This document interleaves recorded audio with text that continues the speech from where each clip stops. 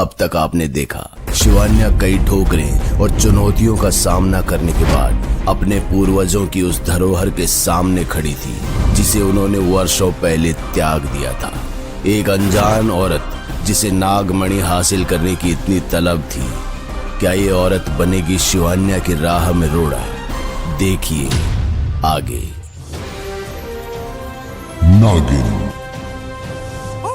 कहते हैं कोई भी बच्चा अपनी माँ की कोख से शैतान या दानव पैदा नहीं होता, पर अगर बच्चा कोख से ना निकलकर एक ऐसे भयानक और खूंखार तरीके से जन्म ले जिसकी कल्पना मानव संसार में किसी ने आज तक ना की हो, तो फिर दक्षा, जिसे गर्भवती हुए अभी ठीक से 6 महीने भी नहीं हुए थे, दर्द में तड़प रही थी और बहुत जल्द एक नवजात को जन्म देने वाली थी। दक्षा अपनी देह का पूरा जोर लगा चुकी थी, पर उसका बच्चा गर्भ में पूरी तरह अटक चुका था। दक्षा के कई प्रयासों के बाद भी जब बच्चा बाहर नहीं आया तो अपनी चल रही सांसों को आखिरी समझ उसने अपनी आंखें बंद कर ली और हाथ जोड़ परमात्मा से अपने किए हुए पापों की माफी मांगने लगी। इससे पहले कि दक्षा मौत की गोद में हमेशा हमेशा के लिए सोती, उस कमरे का दरवाजा धम्म से खुला और प्रवेश हुआ तांत्रिक खुर्रम का, जिसका बच्चा दक्षा की कोख में था। तांत्रिक ने अपनी कमर से खंजर निकाला और दक्षा के पेट को चीरते हुए अपनी बच्ची को उसकी कोख से निकाल लिया। दक्षा के खून से कमरे की जमीन स्याह लाल हो चुकी थी। एक जिंदगी सांसें त्याग दूसरी जिंदगी को सांसें दे चुकी थी। तांत्रिक की काली माया हर संभव कार्य कर सकती है, मगर एक बच्ची को पालना और उसे माँ बाप का प्यार देना शायद असंभव था। और इत्तेफाक भी देखिए, तांत्रिक ने इस बच्ची का नाम भी माया ही रखा। जब माया की उम्र की बच्चियां गुड्डे गुड्डियों से खेल रही होती थी, तब माया कंकालों को हाथ में ले शैतानी क्रियाओं में भाग ले रही होती थी। माया का बचपन उससे इस कदर छिन गया था कि दूसरे बच्चों को देख उसे घिन आती थी और उसके रहन सहन और वेशभूषा का ढंग किसी 20-25 साल की स्त्री जैसा हो चुका था। बहरहाल समय गुजरता गया और माया की शक्तियां बढ़ती चली गईं। माया अपनी काली जादू की शक्तियों के साथ ऐसी तामसिक शक्तियों की मालकिन भी बन चुकी थी जिससे वो 4 नेत्रों से देख पाती थी और उसकी पीठ से निकलने वाले 4 पैर उसे किसी इंसानी मकड़ी जैसा आकार दे देते थे। इसी माया के रूप ने कानपुर शहर में धन दौलत से लैस कई उद्योगपतियों के चेहरे नोच और गले को रेत कर उन्हें लूटा और मुंह नोचवा के नाम से मशहूर हो गई, जिसके डर से रात को पूरा कानपुर शहर बाहर निकलने से भी डरता था। देख रही है माया बिटिया, नवाब साहब की पुश्तैनी हवेली है। जरा सोच, तूने अगर इस हवेली के मालिक को जान से मार दिया तो ये हवेली और इसमें रखी सारी धरोहर हमारी। बाबा, आज हम नहीं कर पाएंगे। पेट में मरोड़े पड़ रहे और सर दर्द से फटा जा रहा है।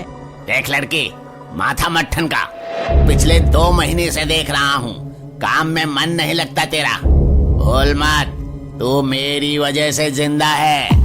माया अपनी उम्र की लड़कियों से बिल्कुल अलग थी, मगर ये सच भी था कि उसके शरीर में हर वो बदलाव आ रहा था जो एक बढ़ती उम्र की लड़की में आता है। माहवारी, जिसे अंग्रेजी में पीरियड्स भी कहते हैं, उसके बारे में माया को जानकारी नहीं थी और तांत्रिक, उसके लिए तो माया एक खिलौना भर थी। जब जब माया तांत्रिक के दिए काम को इनकार कर देती, तांत्रिक अपनी छड़ी से उसके तलवे और पीठ पर इतनी जोरों से मारता कि अक्सर लाल निशान कई दिनों तक रहते। कमजोत, तुझसे तो आने के बाद निपटेंगे हम। पहले इस नवाब के भतीजे को मौत के हवाले करेंगे। तांत्रिक माया के पेट पर लात मार हवेली के अंदर चला गया। माया अपने पेट को पकड़े काफी देर तक वहीं लेटी रही। अचानक गोली चलने की आवाज से वो चौकन्ना हुई और अपना पेट पकड़कर हवेली के अंदर जाने लगी। हवेली में पहुंचते ही उसने देखा कि तांत्रिक पीठ के बल सीने पर हाथ रखे मर चुका था और उसकी छाती से खून बहता चला जा रहा था। तांत्रिक के ठीक सामने एक आदमी हाथ में दुनाली बंदूक और पैरों में चमड़े के जूते पहने खड़ा था। माया के लिए कुछ भी समझ पाना असंभव था और माहवारी की कमजोरी के चलते वो बेहोश होकर गिर पड़ी। माया को जब होश आया तो उसने पाया कि वो एक नर्म बिस्तर और कंबल की गर्म ओट में थी। उसके पेट पर एक हॉट बैग रखा हुआ था। उठने की जरूरत नहीं है, लेटी रहो और परेशान मत हो, तुम यहाँ महफूज हो। तुमने तांत्रिक को मार डाला, जानते हो कौन था वो? मुझे नहीं पता वो तुम्हारा क्या लगता था, मगर मेरे लिए वो मेरी बहन और उसके बच्चों का कातिल था और न जाने कितने मासूमों का। जो आदमी एक लाचार बच्ची पर हाथ उठाए उसे कोई हक नहीं है इस दुनिया में रहने का। और आखिर क्या लगता है वो तुम्हारा? वो आदमी मेरा बाप था, पर बाप होने का फर्ज उसने आज तक। मेरा पैर। तुम अभी आराम करो, कल जो भी तुम्हारा फैसला होगा वो मुझे मंजूर होगा। और कुछ भी खाने का मन करे तो बता देना, इन दिनों ऐसे मन मचलता है। एक आखिरी बात, बाप पैदा करने से नहीं, ख्याल रखने से बनता है। किसी अनजान का उसके प्रति ममता जगाना और इस तरह ख्याल रखने के भाव ने उसका मन मोह लिया और उसने उसी वक्त फैसला किया कि इस व्यक्ति के लिए वो दुनिया में किसी से भी लड़ जाएगी। अगले दिन जब माया ने उस व्यक्ति को अपना फैसला सुनाया तो उसने माया को गले लगाते हुए कहा, माया, मेरा नाम मल्हार है, पर आज से तुम चाहो तो मुझे अपना पिता मान सकती हो। क्या मैं आपको मल्हार बाबा कह सकती हूँ? बेशक, क्यों नहीं। और आखिरकार दो अधूरे लोगों को वो मिला जिसकी उन्हें सबसे ज्यादा जरूरत थी। मल्हार को अपनी बेटी और माया को एक पिता। मल्हार ने माया को वो प्यार दिया, शिक्षा और ज्ञान दिया जिसकी उसे सख्त जरूरत थी। माया अक्सर दिन में अपने बाबा के साथ गार्डन में खेलती, लिविंग रूम में पढ़ती और रात को बाबा से नागमणि की कहानियां सुनकर सो जाती। माया अक्सर मल्हार से पूछती कि क्या सच में ऐसी नागमणि है जो किसी भी व्यक्ति को अजय और जिंदा कर सकती है। तो मल्हार उसका सिर्फ एक ही जवाब देता, कुछ कहानियां हकीकत ना ही हो तो अच्छा। देखते ही देखते 9 साल गुजर गए और माया समय के साथ अब एक जवान और खूबसूरत युवती में तब्दील हो चुकी थी, जिसे गली मोहल्ले में जाते देख लड़कों की सांसें थम जाती। मगर माया के लिए उसकी दुनिया सिर्फ उसके मल्हार बाबा के इर्द गिर्द घूमती। एक शाम जब माया अपने घर पहुंची तो उसने देखा कि हवेली में सब बिखरा पड़ा है। दीवार पर लगी पेंटिंग से लेकर लिविंग रूम में पड़ा चांदी का गमला सब गायब था और मल्हार बाबा के कमरे की ओर जाने वाली सीढ़ियों पर गीली मिट्टी से सने जूते के निशान थे। माया जब कमरे में पहुंची तो उसने कुछ ऐसा देखा जिसे देख वो घुटनों के बल बैठ रोने बिलखने लगी। मल्हार अपने बिस्तर पर मरा पड़ा था और उसके सीने में एक छुरी घुसी हुई थी। माया ने नजर घुमाई तो पाया कि कमरे में तिजोरी भी खुली पड़ी थी और सारे गहने जेवरात चोरी हो चुके थे।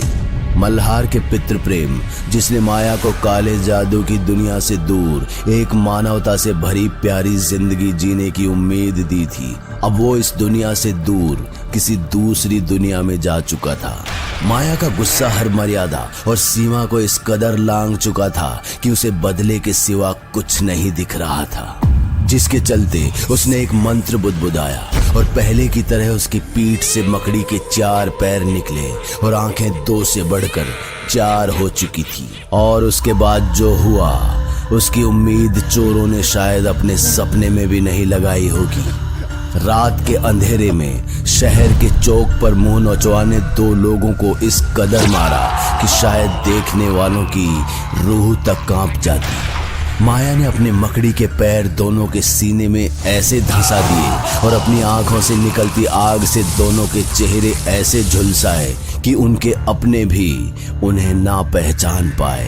एक वो दिन था और एक आज, जब से माया इस मणि की तलाश में ना जाने कितनों को मौत के घाट उतार चुकी थी और आखिरकार अपने मल्हार बाबा को वो दोबारा जीवित देख पाएगी। कौन हो तुम और क्या चाहिए तुम्हें? वो मणि, अनोखी मेरी काया और नाम है मेरा माया। ऐसे ही कुछ इंट्रो की एक्सपेक्ट कर रही थी ना तुम।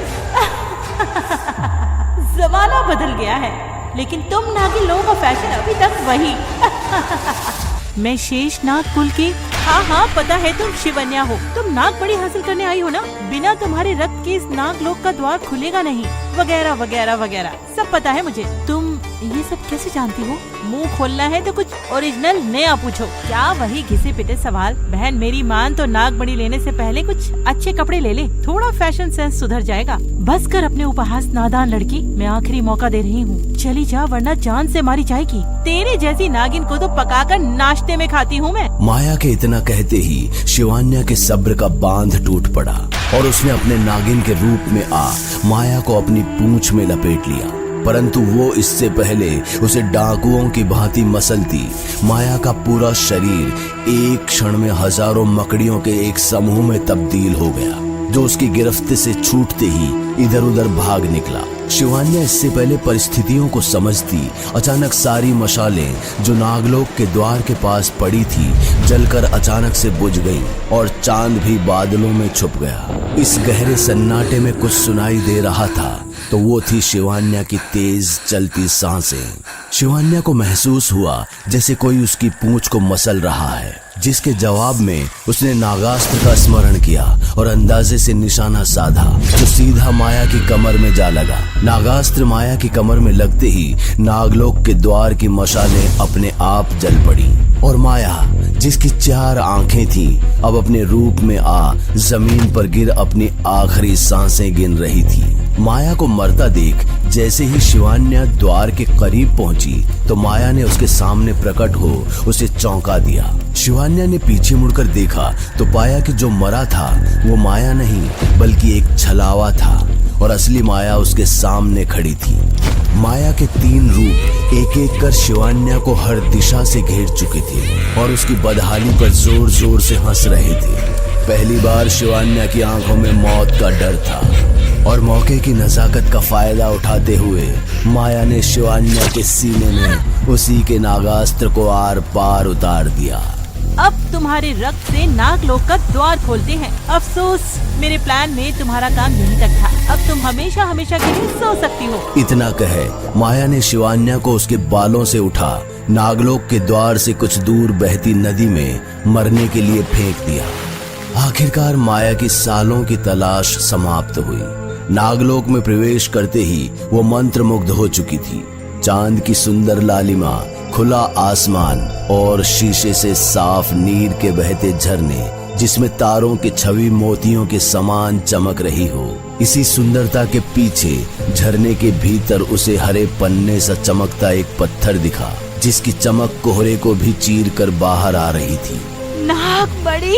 एक बूढ़ा शास्त्री इन सभी